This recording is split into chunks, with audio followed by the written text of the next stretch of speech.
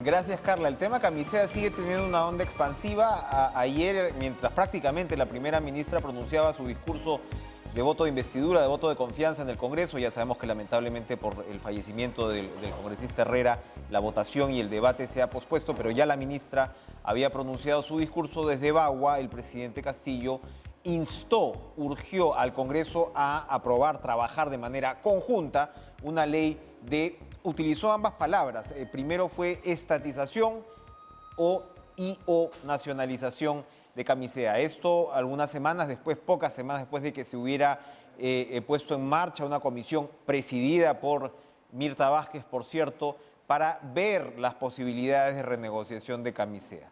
Bueno, esto ocurrió, las reacciones eran previsibles, pero vamos a ver primero el tuit del presidente de la República hoy. ¿Qué dijo? A ver, como gobierno del pueblo somos y seremos respetuosos con la libertad de empresa. El gasoducto que llevará el gas al sur del país es nuestra prioridad, así como su masificación en beneficio de todos los peruanos.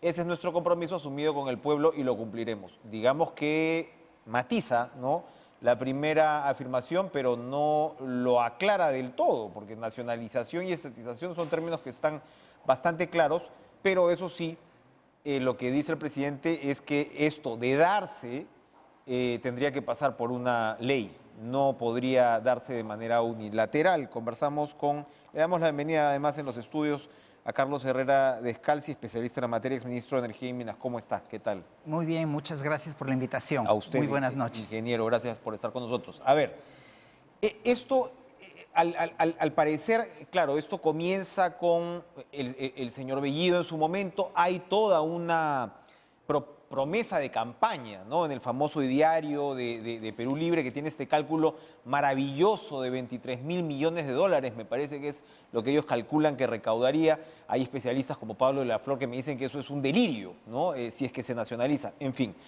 Pero originalmente se veía como eso, como una gran billetera, ¿no?, para el Estado. Y de ahí la cosa se ha ido relativizando y ahora queda claro que la masificación es el objetivo, sí. Y por supuesto un precio más accesible, ¿no?, para las mayorías. ¿Algo tiene que ver la nacionalización o estatización de camisea en este objetivo? Yo me hice la pregunta si son expresiones, tanto lo de la masificación, la renegociación y la nacionalización, que tienen un vínculo, o si son expresiones de alguien que no puede expresar los temas con mucha precisión porque no los conoce y de repente los está tomando como sinónimos, ¿no? Por el tuit que acabo de leer, el tema vuelve a la masificación y aparece un nuevo elemento, ¿no? Aparece el gasoducto del sur, que era un elemento que no aparecía antes. De hecho, es un tema complejo. De hecho, el tema de la estatización o la nacionalización de los recursos no nos llevaría a nada. Estamos hablando de recursos que tienen un excelente precio. Nosotros en el Perú pagamos por el gas, lo más alto es unos $3.50 el millón de BTU. En Estados Unidos, donde el precio ha subido notablemente, está entre 5 y 6 dólares. En estos momentos en Europa, por la situación de crecimiento rápido de la economía, invierno que se teme que sea severo, verano que fue severo y que exigió consumo de energía, estamos hablando de 35 dólares. Estamos hablando de 10 veces el precio que tiene el gas natural en el Perú. Entonces, el gas en el Perú puede ser cualquier cosa excepto caro. El gas en el Perú es bastante barato. Entonces, que estemos enfocándonos en precio del gas natural para el consumidor, creo que es un error. En lo que nos estamos enfocando como beneficio es que el gas natural, precisamente por ser barato, es una solución para el consumidor porque lo libera de la gasolina, lo libera del GLP para las amas de casa, etc. Allí está, yo creo, buena parte de la confusión cuando hablamos del precio. GLP, gas natural. Sí. Lo que tenemos en abundancia es gas natural. Lo que no tenemos en abundancia y que se importa una parte, entiendo yo que es el 20% del consumo, es el GLP. Y esto está amarrado, sí, al precio internacional. Exactamente. Eso es lo que nos complica la vida. Entonces, lo que tienes que hacer es masificar el gas natural, no el GLP. Exactamente, exactamente. Es más, para uno para que nos demos una idea de lo que significaría masificar el gas natural, me pongo en un escenario ideal que no ocurrió, que se buscó cuando se firmaron los primeros contratos, y por eso mi razón, mi oposición a las exportaciones para tener suficientes reservas. Si hoy día el Perú estuviera masificado de gas natural, no nos tendríamos que quejar del precio de la gasolina, porque los vehículos podrían ir con gas natural. En todos estos años que ha pasado sería suficiente. No nos tendríamos que quejar del GLP. Y además el gas natural del Perú está desacoplado del precio del petróleo. Es decir, el precio del petróleo internacional se puede ir a las nubes y si nosotros estuviéramos masificados, nos olvidaríamos. Sería un escenario ideal para desarrollo del país. Los escenarios ideales son bien difíciles de obtener. Que hubiéramos obtenido el 70% de eso sería bastante. ¿Qué tenemos hoy día? Hoy tenemos Lima, masificada al 50%, la electricidad. El 50% de la electricidad nacional se produce con gas natural y en la industria y también en el transporte han habido avances importantes. Hemos tenido cambio, digamos, casi de matriz en buena medida para estos sectores que usted señala, sí, pero no en general para el consumidor, para el ciudadano de a pie. Claro, no, o sea, algo que nos pasó fue que nos metimos con el gasoducto del sur. El proyecto primigenio era un gasoducto por la costa, que salía del centro, donde ya estaba el gas, hacia el norte, hacia el sur, empalmaba con el gas del norte. Y por lo menos desde allí teníamos cubierta la mayor parte de la población y desde ahí podíamos penetrar hacia el interior del país en las siguientes etapas. Esto se trastocó, hubo una empresa privada que estaba dispuesta a hacer el gasoducto del sur, pero el que iba por la costa. Se cambió porque vino otra empresa privada que quiso hacer el gasoducto del sur que salía por la sierra y todo, y que al final terminó que esa empresa no hizo ese proyecto, el Estado hizo una licitación, salió un proyecto carísimo, se plantó y ahorita es un problema. Se plantó por el caso Odebrecht, por el caso la empresa Odebrecht, no pudo respaldar el proyecto, se cayó. Ya no podía, sí, se cayó. Ya no podía porque con los problemas que tuvo en Brasil nadie le iba a prestar, ¿no? Entonces, esa es la situación. Y la masificación no avanzó. Justo es decir que también se quiso avanzar en la masificación, pero se quiso que todo funcionase como mercado. ¿Cómo hizo Colombia? Colombia arrancó. Y Colombia, a diferencia del Perú, que tiene un solo gran yacimiento, Colombia tiene varios pequeños. Entonces, en distintas ciudades, y además se encargó del sistema de transmisión, de transporte. Entonces, el Estado garantizó que había gas en las ciudades principales. Ahí pusieron termoeléctricas. Ese era el gran consumidor. Y entonces, el proyecto de la masificación, la llegada a la población, se montó sobre la base de un consumo grande que estaban en las termoeléctricas. ¿Qué sucedió en el Perú? El Perú tiene un solo gran yacimiento. En todo este tiempo no volvió a encontrar nada realmente importante. Sí, han habido mayores reservas, hoy se tienen más o menos las mismas reservas que cuando comenzamos, ¿no? Algunos campos ya declinando, pero todo ha venido a Lima. Pero entiendo yo que hay reservas para 30 años, ¿no? ¿O eso es lo que se dice? Yo ¿Usted lo creo duda? que, o sea, si a mí me tocase renegociar un tema así, el primer tema sobre el que iría es sobre las reservas y querría garantizar el consumo, pues hoy lo tenemos hasta el 2040, mirar si lo podemos garantizar hasta el 2060. Y para eso necesitamos tener un proveedor. Si alguna negociación hay que hacer con el consorcio Camisea, es preguntarles si pueden tomar el contrato hasta el 2060, cómo llegamos hasta el 2060 y cómo llegamos con gas hasta el 2060, porque si no el escenario de hoy, ellos se pueden ir el 2040 con un reservorio prácticamente vacío. Todo eso retorna al Estado.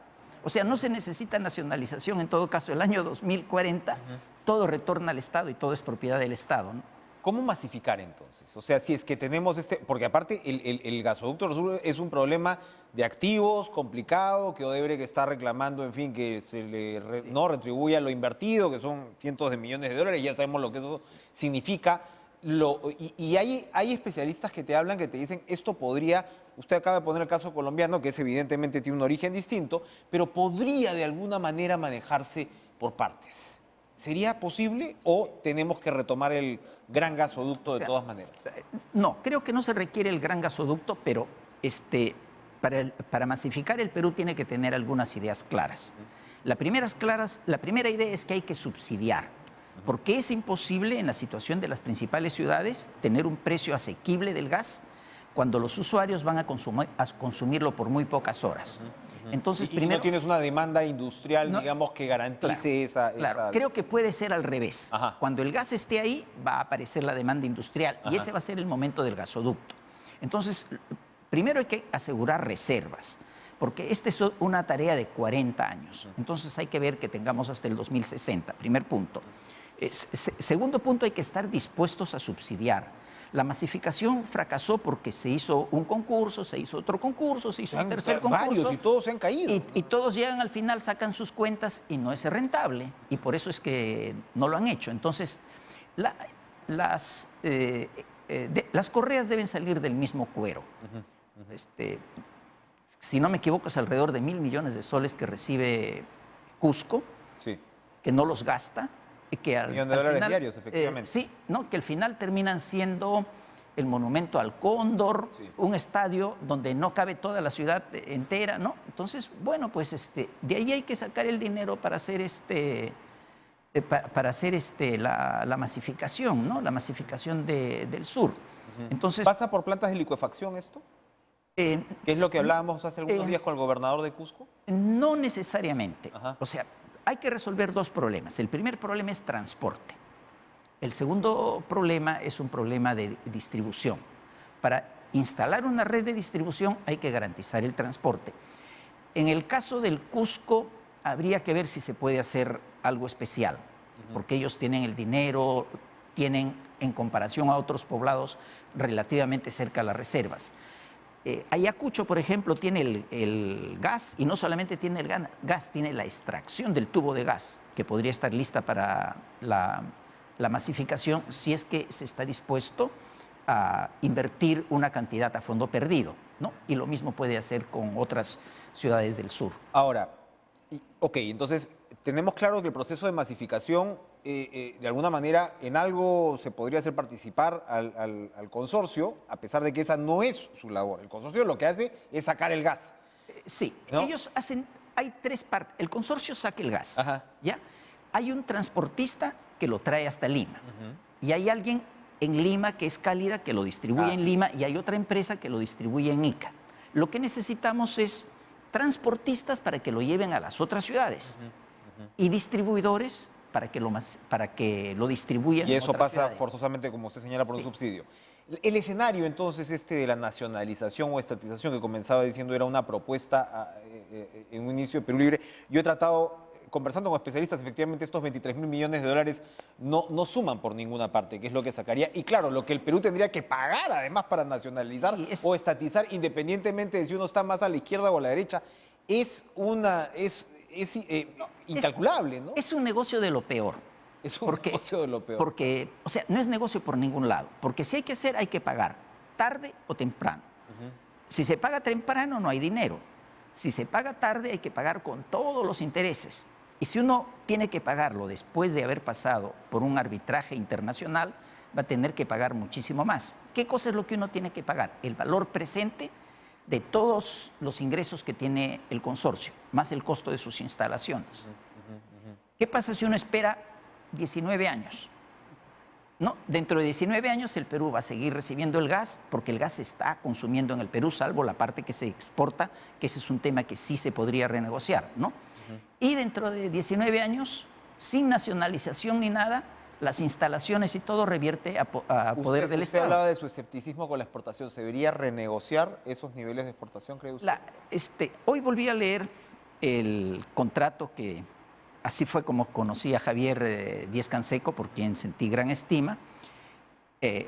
Lo conocí cuando él me entregó el contrato y me pidió que lo descifre, porque no lo habían podido descifrar. Y hoy día lo volví a ver y es un contrato realmente lesivo para el Perú. Le paga un precio bajísimo. Si las condiciones son malas, todo el riesgo lo toma el Perú. Y si las condiciones son muy buenas, todo el beneficio se lo lleva el consorcio exportador. En realidad, ¿por qué hicieron ese contrato? Porque lo que querían era sacar líquidos. El valor económico del yacimiento no está en el gas. El valor económico está en los líquidos. Y lo que querían era monetizar cuanto antes. Entonces, reinyectar es caro, porque uno puede sacar más gas del que se necesita, que es lo que hacen hoy en día, y entonces reinyectan. Estás reinyectando para sacar los líquidos. Para sacar líquidos. Entonces lo que querían era sacar líquidos sin tener que reinyectar, lo regalaron, lo exportaron. Y eso es más o menos el 50% de lo que se consume. El Perú, grosso modo, consume 1.200.000, 600 que se consumen en el país, algo más, y 600 que se exportan. Ese sería el punto central. Ese es el punto, sobre todo porque hoy los precios internacionales son realmente atractivos y creo que lo van a hacer en el futuro. Europa está pagando, como le dije, precios de 35. No, se está hablando en publicaciones especializadas como Bloomberg y todo, que tenemos que acostumbrarnos a un mundo de gas caro. Y bastante caro, porque el gas ahora es preferible al petróleo, porque es ambientalmente menos dañino, ¿no? Interesantísimo. Bueno, vamos a seguir descifrando, entonces seguramente Carlos Herrera Descalzi, muchas gracias por estar con nosotros. Muchas gracias por la invitación. Muy aclaratorio de un tema que merece ser, digamos, tratado con la mayor seriedad y comprensión del caso. Volvemos tras la pausa, vamos a conversar con Patricia Salas, exministra de Educación, otro frente complejo.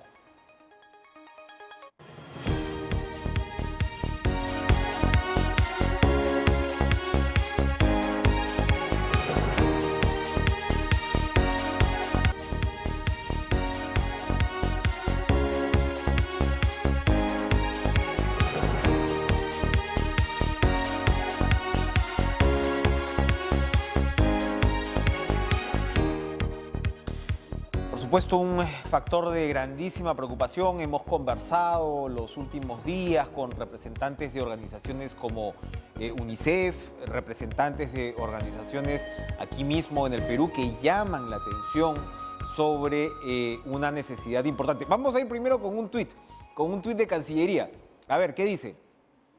Confirmó la participación del presidente de la República, Pedro Castillo, en la edición 2022 del Foro Económico Mundial de Davos en Suiza. Este encuentro importantísimo, económico, donde van pues los top de los tops. Vamos a ver cómo se va entendiendo y desarrollando esta interesante noticia. Les decía, hemos conversado, ¿no?, con varios especialistas en varios frentes y todos coinciden en la necesidad de reiniciar las clases escolares lo más rápido posible. El Perú está definitivamente rezagado. Se está hablando del retorno a las clases semipresenciales a partir recién desde marzo. Ha habido cambio, por supuesto, de ministro de Educación. El señor Cadillo ha sido reemplazado por el señor Gallardo. Y es un frente, como les decía, todavía incierto. Conversamos con la exministra de Educación, Patricia Salas, a quien le damos la bienvenida.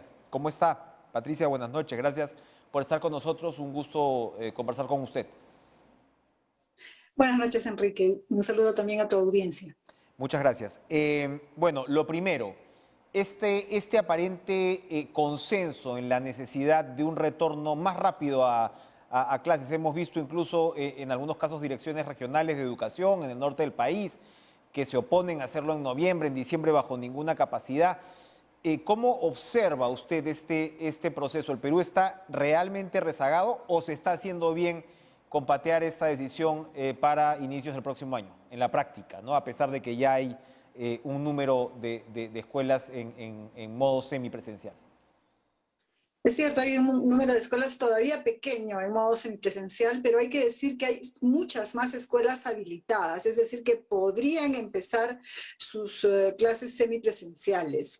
Yo creo que nos estamos retrasando un poco. Es cierto que hay algunos elementos que complican el retorno presencial y uno de ellos, me parece, es el transporte público en las ciudades grandes.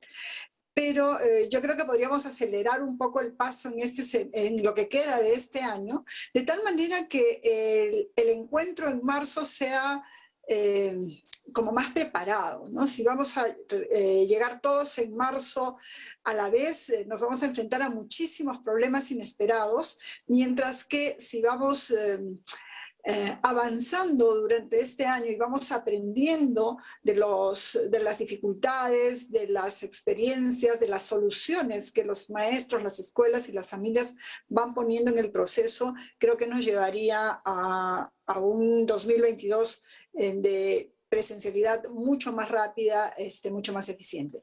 Esto es particularmente urgente en las zonas más pobres, en las zonas rurales, donde no tenemos conectividad y donde entonces la educación a distancia es muy, pero muy precaria, y lo que se logra con los chicos y las chicas es de verdad poco, ¿no? Entonces, allí donde no tenemos conectividad, allí donde las condiciones de pobreza impiden que los niños, niñas, adolescentes tengan dispositivos a la mano, es donde tenemos que poner el mayor énfasis en volver lo más pronto posible. Usted que conoce el aparato por dentro, que por supuesto es sumamente complejo, y ayer mismo la ministra, la primera ministra ha anunciado incluso incrementos presupuestales. Es un sector pues realmente grande, a pesar de todos los avances que todavía faltan y de las brechas. Pero hay especialistas que alertan que parte de esta lentitud, ¿no?, a la que usted hace referencia tiene que ver con UGELes, con aparatos regionales, donde hay en algunos casos resistencias. ¿Eso tiene algo de cierto? Yo diría que hay cuestiones cruzadas. Es cierto que hay sectores que están empujando a un retorno más rápido a las aulas, pero también hay familias que todavía no quieren. Hay niños y niñas que todavía no quieren. Hay maestros, maestras que todavía no quieren. Y también es cierto, hay unidades de gestión local y direcciones regionales que todavía no se sienten preparadas o que les da como mucho temor la responsabilidad de lo que pueda pasar en las aulas. No es como ir a un centro comercial, pues a un centro comercial van los adultos con una decisión propia, ¿no es cierto? En las escuelas van niños, niñas, adolescentes, cuya decisión y cuidado depende de los adultos, y en las escuelas depende de los maestros y maestras, ¿no? Entonces, es una situación delicada de cómo nos vamos a organizar, qué tenemos, qué no tenemos. Hay instituciones educativas que han quedado semi-abandonadas porque el personal de servicio, de limpieza, está con licencia. Ahí hay que tomarse un tiempo en restituir las condiciones de habitabilidad de las instituciones educativas. Hay maestros y maestras que todavía tienen temor o que están en el trance de cómo hacen con sus propios hijos, con las propias familias, si se van a trasladar o no de ciudad. Hay elementos algunos bastante complejos. Pero para mí el más importante y complejo de todos es el pedagógico.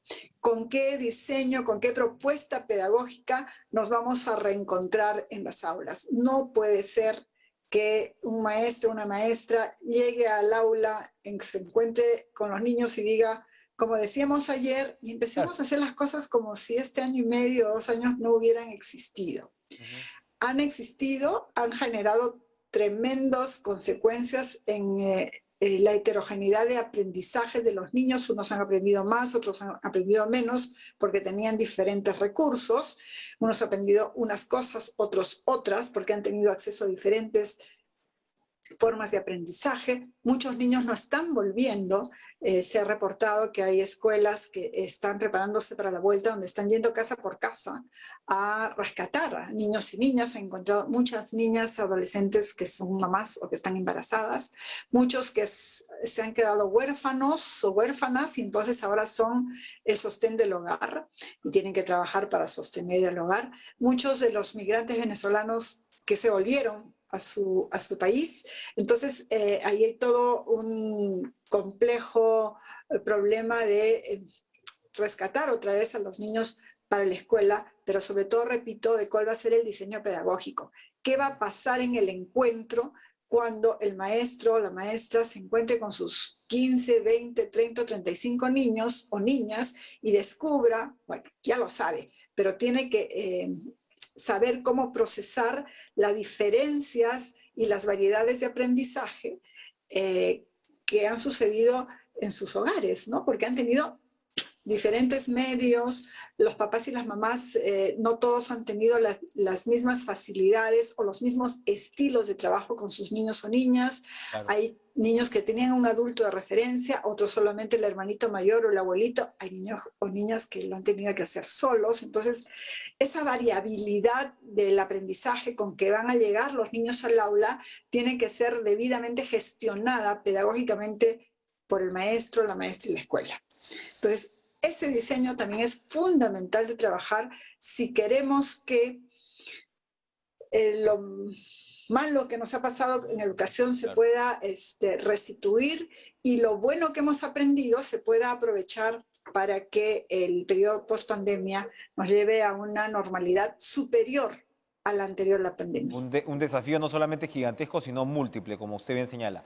Pasando a otro tema, esto está ocurriendo en medio de una suerte de guerra en el magisterio. El gremio nuevo, el FENATE, donde, digamos, se origina el liderazgo del actual presidente de la República, obtiene rápidamente en el Ministerio de Trabajo, el exministro Maraví les da ¿no? este reconocimiento, y ahora el FENATE le pide al Ministerio de Trabajo, donde está la señora o señorita Betsy Chávez, que bueno, le anulen la inscripción al SUTEP, basándose en lo que sería pues una mala aplicación, ¿no? de que ellos tuvieron una inscripción regional, por decirlo así, y han tenido un papel nacional. Esto es una pugna que evidentemente trae consecuencias y que llama mucho la atención. También queríamos, por favor, conocer su impresión de esto, que es algo, en realidad, la pugna viene de hace mucho tiempo, pero no había sido vista así en esta dimensión. Sabemos que hay recursos, pugna de recursos por controlar, de rama magisterial, etcétera, pero ¿cómo observa usted este choque? Bueno, la representación del magisterio a nivel gremial ya desde hace tiempo viene siendo fracturada y tiene un conjunto de idas, vueltas, debates, salidas, encontronazos, etc. Yo creo que lo que tenemos que hacer es un llamado, y me parece que eso los maestros y maestras saben hacerlo, separar los problemas gremiales de los problemas pedagógicos. No, yo estoy segurísima que todo este enfrentamiento gremial no se va a reflejar en las aulas, en el sentido que los maestros y maestras van a saber diferenciar lo que es una lucha por sus derechos, por su representación, por cómo se cuidan y se acceden a sus propios recursos, que tiene un carril distinto a lo que es el trabajo en sus aulas, con sus niños, con sus niñas. Entonces, lo primero que tenemos que hacer es hacer un llamado a los maestros y maestras, y yo estoy confiada de que ellos lo saben diferenciar. Y segundo, hacer el mismo llamado al Ministerio de Educación, ¿no? El Ministerio de Educación tiene que saber distinguir en qué momento está trabajando la dinámica gremial y reivindicativa del magisterio, que es parte de su trabajo porque el ministerio es el empleador, entonces tiene que gestionar su relación con los gremios, con el magisterio, con los salarios, con las dificultades que en el ámbito laboral el magisterio se presenta. Pero eso tiene que tener un carril diferente a lo que es su responsabilidad de organización del sistema educativo para que los maestros y maestras tengan las condiciones necesarias para que los niños y niñas tengan la educación a la que tienen derecho. Y a la vez le corresponde hacer el liderazgo pedagógico y también el liderazgo emocional, ¿no? El de poner el ánimo, porque las cosas no son solamente normas y técnicas, somos personas trabajando con personas, entonces tiene que haber un liderazgo también fuerte que anime a esta siguiente etapa. Entonces, el ministerio tiene que ser muy claro que tiene esos roles, tiene el rol de liderazgo, de animar, de inspirar, de convocar, tiene el rol pedagógico, en donde tiene que marcar la pauta, estar por delante, generar lineamientos, materiales, presupuesto, por supuesto. Tiene la parte organizativa, en donde hace que el sistema funcione. Se ha anunciado ya presupuestos para habilitación de escuelas, para kits de bioseguridad, etcétera, y tiene la línea de trabajo con los derechos o por los derechos de los y las docentes, ¿no? Entonces, el ministerio tiene que darse maña para trabajar en todos los carriles que son de su responsabilidad. Usted para terminar, ¿observa que la carrera pública magisterial corre peligro en medio de estas pugnas? Siempre está en peligro la carrera magisterial porque siempre será materia de debate y materia de encuentro de intereses, ¿no es cierto? El interés por conservar mi puesto de trabajo, el interés por mejorar mi remuneración, el interés por mejorar la calidad del desempeño magisterial. Entonces, ahí hay intereses encontrados que permanentemente van a estar en debate. Lo importante es que la ciudadanía, el país, el ministerio, el Estado sepan diferenciar bien en qué momento estamos hablando de los derechos de los maestros y cómo conjugar los derechos de los maestros con los derechos de los estudiantes y ser cuidadosos y no ser arbitrarios. Es siempre un riesgo de que la evaluación, las contrataciones se conviertan en arbitrarias. Eso hay que cuidarlo permanentemente. Entonces, yo creo que el discurso de investidura más bien pone tranquilidad sobre el tema. Cuando la primera ministra habla sobre el tema, está diciendo que sí, van a atender al derecho a mejores remuneraciones, pero también anuncia que todo el sistema de evaluación, tanto para ascensos, nombramientos como desempeño, están siguiendo su curso, ¿no? En ese sentido, yo creo que la Premier ha sido clara en el mensaje, pero repito, esa va a ser siempre una arena de conflicto, de debate, confrontación, y es también una tarea del ministerio tener el liderazgo suficiente, la creatividad suficiente para ir encontrando los caminos, ir conjugando el derecho del maestro con el derecho del estudiante y saber siempre que la misión que tiene es garantizar el derecho humano a la educación. Por supuesto, finalmente es el alumno, la alumna, el depositario, ¿no? Evidentemente, de todo el sistema educativo. Gracias, Patricia Salas, exministra de Educación, por acompañarnos. Vamos a ir a una pausa.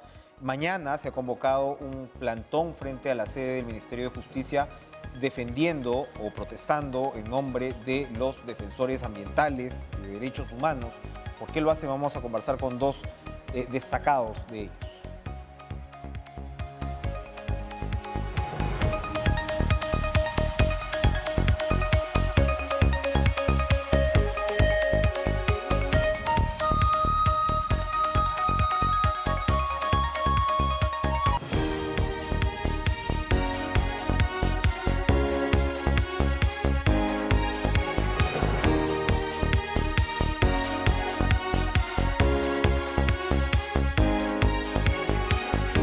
A ver, mañana está convocado un plantón frente a la sede del Ministerio de Justicia, donde un grupo de defensores de derechos humanos, del medio ambiente, del territorio de distintas regiones del país van a expresar la demanda de implementación del protocolo precisamente para los defensores ambientales. Es una agenda múltiple, diversa. En la región amazónica hemos visto defensores del medio ambiente asesinados por agentes aparentemente no ligados a economía negra, economía ilegal.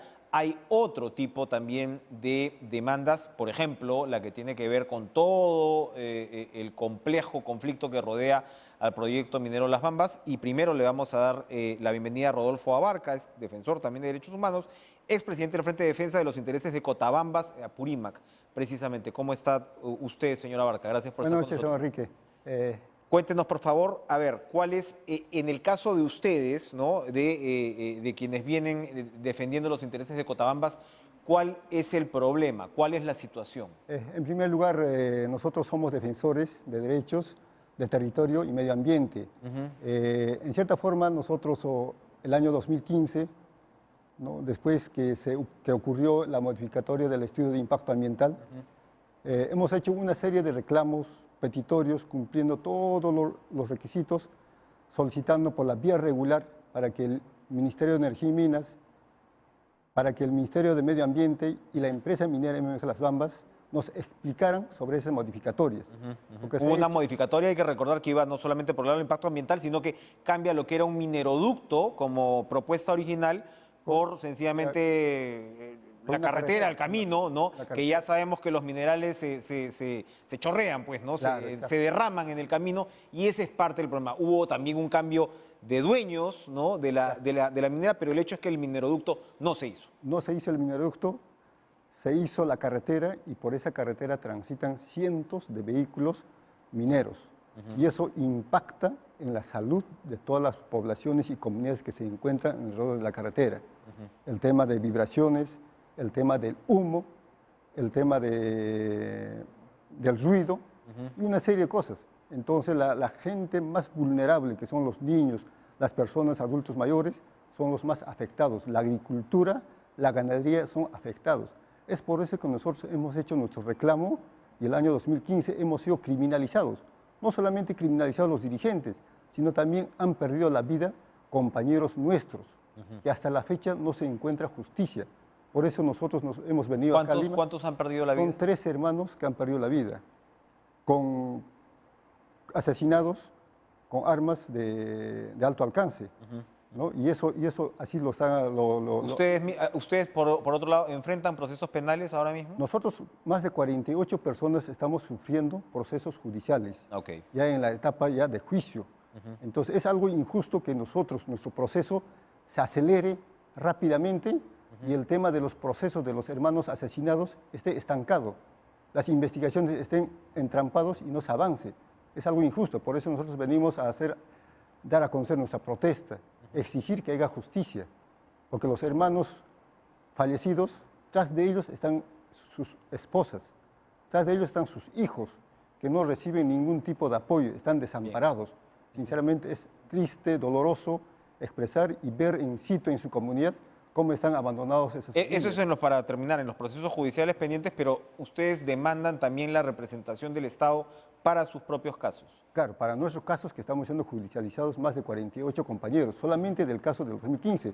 Hay el caso del 2016, que hay más de 50 compañeros que también siguen procesados. Bien. Hay el caso del 2012, hay entonces casi más de 200 personas en la provincia de Cochabamba estamos siendo procesados por temas de reclamo de nuestros justos derechos de los cochabambinos, ¿no? Gracias, gracias Rodolfo Abarca por contarnos esta situación. Esto es parte pues de lo que señalaba yo, este plantón, ¿no? Que va a tener, digamos, varios actores y otros de los actores a los cuales sin duda hay que prestarles la atención debida es en este caso, quienes están en las comunidades fronterizas del CENEPA y en la zona oriental amazónica del país también. Lo que hemos visto y hemos lamentado también en los últimos meses y en los últimos años son asesinatos de defensores ambientales por parte, todo indica, pues, de actores ligados a las economías negras que actúan, ¿no?, en estos lugares. Puede haber protesta como la que acabamos de ver contra minería formal, por decirlo de alguna manera, pero también, qué duda cabe, hay una situación de indefensión frente a tala ilegal, minería ilegal, etcétera. Le damos la bienvenida ahora a Agustina Mayán. Ella es defensora del ambiente del territorio, precisamente representante de la Organización de Desarrollo de las Comunidades Fronterizas del CENEPA. Señora Mayán, ¿cómo está? Gracias por estar con nosotros. Muy buenas noches. Hemos precisamente visto cuál es el reclamo en general de la implementación del protocolo para los defensores ambientales, pero en el caso específico de ustedes, ¿qué es lo que demandan? Gracias, muy buenas noches. Gracias. En esta oportunidad estoy en Ciudad Capital de nuestro país, Lima, con los defensores de 5 regiones donde estamos articulando nuestra lucha. Bueno, nuestra lucha es contra la minería ilegal. Específicamente en mi región de Amazonas, provincia de Condorcanqui, distrito del CENEPA, donde está nuestra cordillera del Cóndor y ahí está nuestro pueblo Ahuajún de CENEPA. Los mineros ilegales han aumentado tremendamente y lo que nosotros estamos buscando es atención del Estado, nuestro Estado peruano, para que atienda con la interdicción e intervención. ¿Estamos hablando de oro por lo general? Sí, minería ilegal es el oro, el oro específicamente. Y que, como sabemos, usan toneladas y toneladas de mercurio, que realmente es una sustancia, pues, controlada, prohibida prácticamente. Y lo hacen sin ningún tipo de control. Efectivamente, el río CENEPA, como le digo, es un río donde cae y los niños se bañan todos los días como su piscina. Entonces, es un riesgo letal para ser humano de pueblo abajún que puede desaparecer. Entonces, nosotros como defensores colaboramos como peruanos, pero no tenemos administración de justicia. La que tiene es el Estado, que es su competencia. Y eso es lo que estamos buscando, agotando las instancias locales, regionales y nacional. Y lo único que hemos recibido hasta ahora es que el Ministerio Interior o Minjus, que es su competencia, terminan diciendo de que tienen muchas ganas de accionar, pero que no tienen dinero para accionar. Entonces, ¿quién lo va a hacer? ¿Cuándo lo van a hacer? Cuando terminen también, igual que los demás defensores, con lo que va el año, tenemos 220 defensores muertos. Y seguiremos 220 defensores muertos en lo que va del año. Desde 2011 hasta 2011 hasta el... Por supuesto. Ajá. Entonces, nosotros seguimos también... Los asesinan. Asesinan. Y ahorita los mineros nosotros, ilegales o quienes están detrás de estos intereses asesinan a los defensores ambientales. por supuesto que sí, en diferentes acciones que los defensores luchan por su territorio. Puede ser tala ilegal, droga. En este caso, en nuestra zona específica, es la minería. Entonces, nuestra cordillera del Cóndor está siendo defendido por nosotros y lo que queremos es que el Estado accione oportunamente. Y estamos tocando la puerta en esta oportunidad. Minjus es la instancia competente para que nos pueda defender o para que pueda instar y que el Estado pueda accionar, en este caso, nuestro pedido específico, que es interdicción e intervención, no una sola. Porque si no, los dragueros ya saben que hay intervención al día siguiente, ya están operando de nuevo. ¿Tenemos un cálculo de cuántos mineros ilegales operan en la zona de la que usted me habla, en la zona de ustedes? Hemos entregado informe al Ministerio de Interior. Los puntos hemos sacado por comunidad, que lamentablemente algunos apos han coludido. Entonces estamos hablando 10 comunidades, comunidades donde están coloridos los apus, ¿no? En este caso por dinero, ¿no? Y que el mensaje es muy bonito. Tienes el oro y te mueres de hambre, tienes dinero y ¿de quién va a ser? Entonces es fácil, mis mejores defensores han caído. Entonces, ¿por qué? Porque el Estado no llega a mi zona. El Estado no invierte correctamente con los proyectos alternativos. Y estamos hablando de lo más, digamos, condenable. Estamos hablando de economías negras que traen prostitución, trata de menores, todo lo que se tiene que rechazar, todo lo que va en contra incluso de los compromisos internacionales del Perú, como usted señala, para proteger a nuestros propios compatriotas. En este caso, comunidades nativas que antes han pasado por episodios terribles, lucha contra la subversión, ¿no? ¿Qué duda cabe?, etcétera. Bueno, esperemos que la primera ministra, en este caso, que viene además de ser incluso defensora del ambiente, pueda tener un protagonismo adicional, ¿no? Para dar respuesta a las necesidades que ustedes están demandando. Esperamos visibilizar nuestra demanda para que el Estado actúe oportunamente, no cuando ya estemos asesinados o cuando hay conflictos. Recién actúe el Estado, como pasó el tema de Baguazo. Una de las agendas fue esto. Nosotros vamos a seguir luchando, no tenemos miedo, porque existimos acá y justamente estamos compartiendo con los demás compatriotas de otras regiones, porque la lucha es una.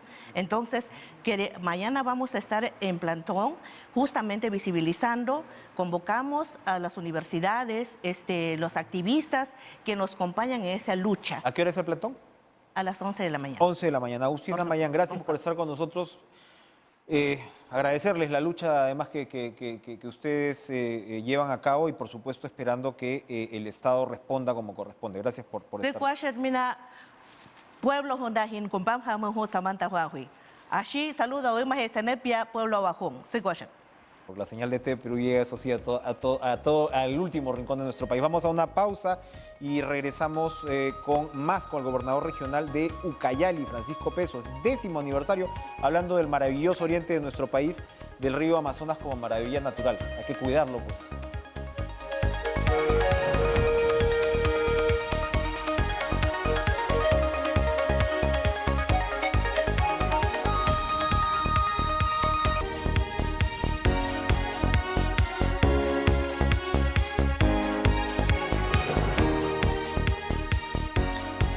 Bien, bueno, qué bonito terminar este programa en clave del oriente de nuestro país. Hemos visto una parte del drama, ¿no?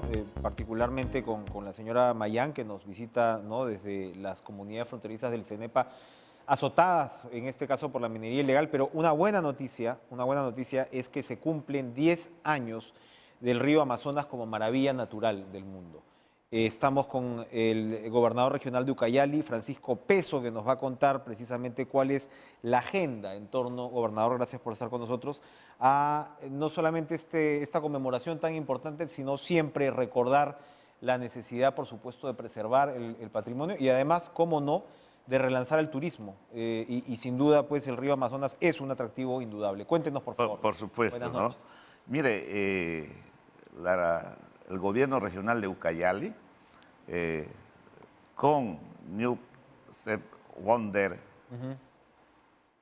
celebramos el 10º aniversario de una de las maravillas del mundo, importantes, ¿no?, más que todo para el Perú y todos los 9 países que conforman el Amazonas.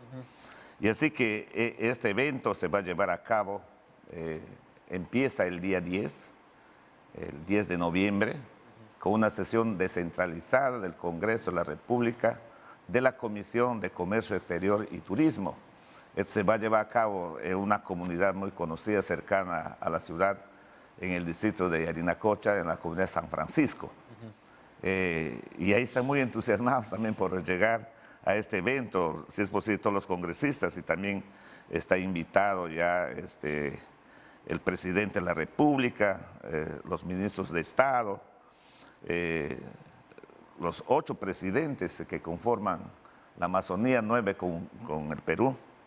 Están bien invitados, también embajadores que están confirmando ya su presencia, ¿no? Activistas de medio ambiente nacional e internacional, gobernadores regionales también van a estar, los que son amazónicos, invitados, y todos los gobernadores que puedan visitarnos, ¿no?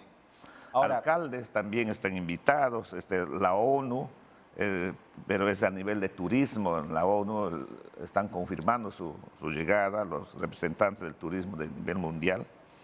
El MINCETUR, Cultura, la Marina de Guerra, lógicamente, de nuestra región están confirmando, la Cámara de Comercio, ¿no?, comunidades indígenas y pueblos originarios de la Amazonía. Una agenda importantísima. Hablábamos del relanzamiento del turismo y lo importante que es esto. Esto ocurre además, gobernador, en el contexto de la COP26, la gran cumbre ambiental mundial de Naciones Unidas, y qué duda cabe, el Amazonas es considerado, pues, uno de los pulmones del mundo. Y la necesidad, por un lado, de preservarlo y por otro lado, precisamente de aprovecharlo de manera sostenible. ¿Cuáles son las necesidades inmediatas ahora, como digo, relanzando, pues, el turismo, ojalá en un mundo post pandemia, ¿no? Mire, las necesidades es infraestructura, ¿no? Pero nosotros tenemos ya los perfiles listos para impulsarlo, ¿no? Y el presupuesto, estaremos topando las puertas del gobierno nacional, como también tenemos presupuesto propio ya ahora con el FONCOR, que entra en vigencia desde este año. Y va a haber para impulsar el turismo en nuestra región. Nosotros tenemos turismos con lagunas naturales, ¿no?, como es el Limiría, que es conocido por muchos, también la laguna de Yarinacocha, y ahí cerca nomás, en mismo Yarinacocha, tenemos un proyecto que se llama Las Tres Cochas, Huitococha, Chanchococha y Cachivococha, que estos, en el entorno de todas estas lagunas, se ha ya pues deforestado. Entonces estamos reforestando 30 metros de todo el perímetro de esas cochas, porque tenemos que recuperar, pues, ¿no?, la parte boscosa para conservar. La tala ilegal ha avanzado durante la pandemia, ¿no? Así es. En lugar de retroceder, lo que ha ocurrido es que Así es, tenemos una gran amenaza, de verdad, más que todo en las comunidades indígenas, los territorios de las comunidades indígenas, y en los bosques de producción permanente, ¿no?, que el narcotráfico está depredando. La minería ilegal, la tala. La minería ilegal. Por parte de Ucayali no hay mucho, sino el sembrero de coca. Ahora que hay cierta ciertas dudas con respecto a la erradicación de coca, es bueno recordarlo, ¿no? Por supuesto, ¿no? Todos los que estaban en el BRAE parece que están pasando al Ucayali, justo en la frontera entre Brasil y Ucayali. Estamos, es una amenaza de verdad muy preocupante. ¿Qué le dijo el presidente Castillo a propósito? Estuvo hace un par de semanas por su región. Sí, ha ido... ¿Hay un compromiso de apoyo? Hay un compromiso de impulsar proyectos, ¿no? Ha recabado información de todos los distritos de la región Ucayali y especialmente del distrito de Curimaná, que estamos impulsando. Hay un gran proyecto de riego para tener pues, el primer proyecto en la Amazonía de riego de 19.000 hectáreas de cultivos de arroz y otros productos que se pueden sembrar, ¿no? Gobernador, muchas gracias. Y de hecho es un recordatorio para que la famosa segunda reforma agraria sea más intensiva con el tema del oriente del país, que no he visto que haya un acento como debe tenerlo, no se sabe de qué se trata exactamente. Efectivamente, entonces ojalá lleguemos con las respuestas. Gracias, gobernador regional de Ucayali, Francisco Peso, por acompañarnos esta noche. Gracias. Un gusto recibirlo. Gracias a ustedes. Ha estado apretadito, pero variado y entretenido este cara a cara. Y por supuesto, sigan con Lucho Trizano, Joana Boloña, toda la información deportiva. ¿Qué pasó con Paolo Guerrero? Lo vamos a saber en Pared, sobre todo qué pasará. Tengan ustedes unas buenas noches.